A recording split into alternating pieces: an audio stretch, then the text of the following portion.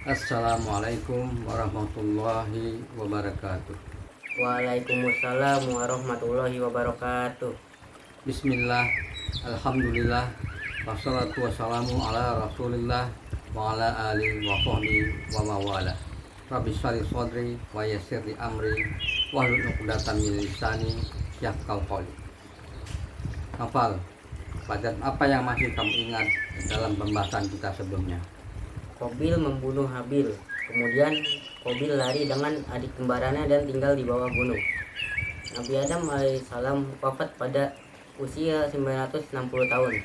Yang menguburkan jenazah Nabi Adam alaihissalam adalah para malaikat. Sebagai pelajaran untuk anak-anak Adam alaihissalam, bagaimana caranya menangani jenazah.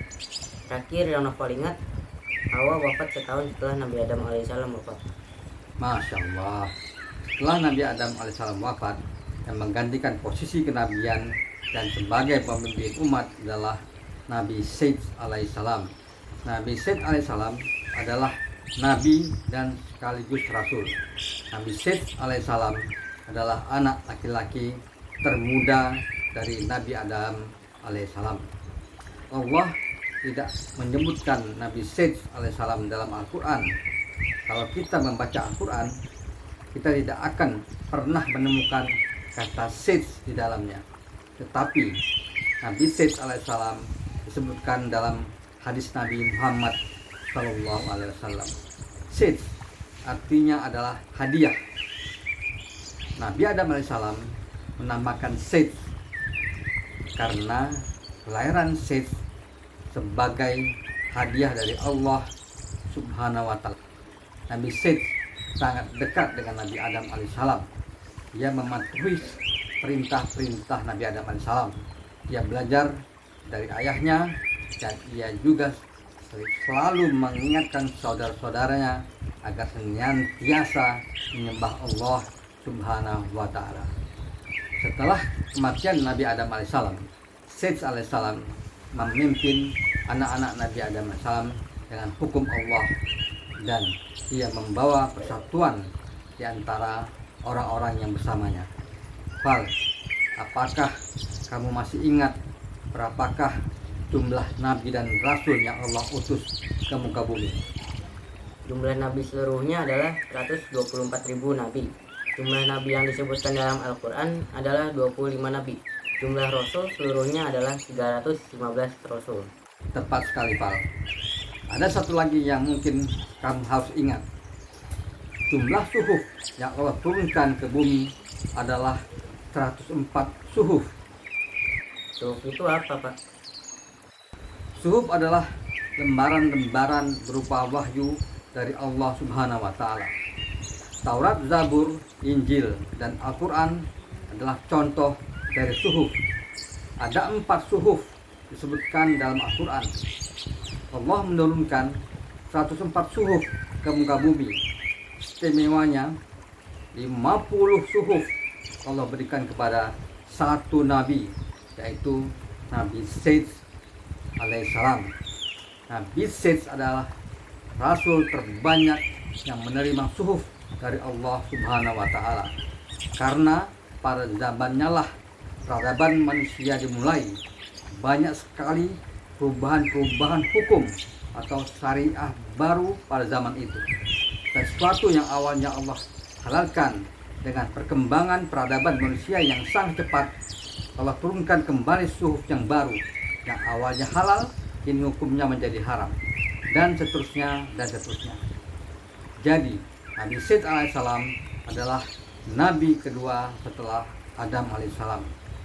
Sementara itu, di perkampungan lain, perkampungan yang dipimpin oleh Qabil, perkampungan itu juga berkembang, tetapi berkembang dengan banyak kemaksiatan, pembunuhan, kejahatan, dan hal-hal buruk lainnya. Ada 2 hal yang sangat berbeda dari 2 perkampungan itu. Satu kampung berdasarkan syariah, sedangkan satu kampung lain tidak mempunyai peraturan atau barbar. Dan juga di perkampungan Syed alaihissalam, laki-lakinya sangat tampan, sedangkan di perkampungan Qabil, wanita-wanitanya sangat cantik dan menawan. Salah satu syariah yang berlaku untuk kaum Syed adalah haram hukumnya menjalin hubungan dengan keturunan Qabil. Nah, disinilah tugas iblis selanjutnya. Bagaimana caranya agar umat Nabi Syed alaihissalam bisa bercampur dengan keturunan Qabil. Tetapi tugas itu tidak mudah karena sudah ada syariah yang melarang umat Nabi Syed bercampur dengan Qabil. Tetapi ingat, iblis tidak pernah berputus asa, berusaha menjerumuskan anak Adam alaihissalam ke neraka jahanam. Iblis berpikir keras bagaimana caranya agar umat Nabi Syed turun gunung dan masuk ke perkampungan Qabil dan ikut melakukan kemaksiatan. Kira-kira apa yang bisa membuat pemuda-pemuda gunung mau turun ke perkampungan Qabil dan melihat bahwa wanita-wanita keturunan Qabil adalah wanita-wanita yang berparas cantik? Akhirnya iblis mempunyai ide yang cemerlang, rencana yang akan ia lakukan. Iblis menyamar menjadi seorang pria tampan, memasuki perkampungan Qabil dan mengaku sebagai umat Nabi Syed alaihissalam dan membutuhkan pekerjaan. Iblis melakukan pekerjaannya dengan sempurna. Ia pekerja keras dan ia pintar, dan ia juga dengan cepat bersosialisasi dengan penduduk sekitar. Setelah beberapa lama ia tinggal di perkampungan Qabil, iblis mendatangi seorang pandai besi dan meminta dibuatkan sebuah seruling. Setelah seruling selesai dibuat, iblis pun mulai memainkan seruling tersebut. Suara seruling mengundang banyak orang mendatanginya. Iblis pun mengajarkan bagaimana cara memainkannya. Beberapa hari kemudian, iblis menciptakan alat musik kedua, yaitu sebuah drum kecil. Ketika drum kecil itu ditabuh, kembali banyak penduduk menghampirinya. Mereka mendengar lagi suara-suara yang belum pernah mereka dengar sebelumnya. Iblis kembali mengajarkan mereka cara memainkannya. Sewaktu drum ditabuh serta seluring juga ditiup, maka terjadilah perpaduan suara yang sangat indah, membuat suasana menjadi ceria. Waktu mendengar perpaduan suara seruling dan gendang yang mendengar musik, tanpa mereka sadari, mereka mulai menggoyang-goyangkan badan mereka, mengikuti irama-irama gendang dan seruling. Itulah awalnya tarian. Misi iblis berhasil. Iblis berhasil memperkenalkan alat musik kepada keturunan Qabil dan juga ke seluruh dunia. Awalnya hanya laki-laki saja yang menari dengan musik. Dengan berselannya waktu, wanita juga mulai ikut berjoget bersama dengan pria-prianya. Makin bertambahlah kemaksiatan di perkampungan Qabil. Setiap sepekan sekali diadakanlah sebuah pesta, dan hari yang dipilih adalah hari Sabtu malam. Ingat, pesta setiap Sabtu malam masih berlangsung hingga hari ini. Misi memperkenalkan musik di kampung Qabil sudah selesai. Sekarang bagaimana caranya agar pemuda-pemuda gunung bisa ikut ambil bagian dalam pesta musik tersebut? Iblis kembali menyamar menjadi beberapa orang manusia, menyamar menjadi beberapa pria yang berwajah tampan, seolah-olah mereka adalah pemuda umat Nabi Syed alaihissalam. Mereka mencoba mendekati beberapa pemuda umat Nabi Syed alaihissalam dan bertanya, kenapa kita dilarang berhubungan dengan keturunan Qabil? Bukankah keturunan Qabil adalah saudara kita juga? Kenapa sesama saudara dilarang menjalin hubungan silaturahim? Bukankah itu tidak adil? Apa sih salahnya mereka? Iblis mencoba mengacaukan pikiran pemuda-pemuda dari Nabi Syed tersebut. Pemuda umat Nabi Syed salah satu menjawab, Qabil adalah penjahat.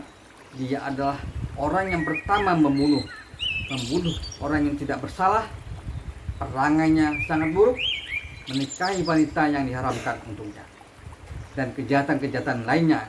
Itulah sebabnya kita dilarang berhubungan dengan anak-anak Qabil.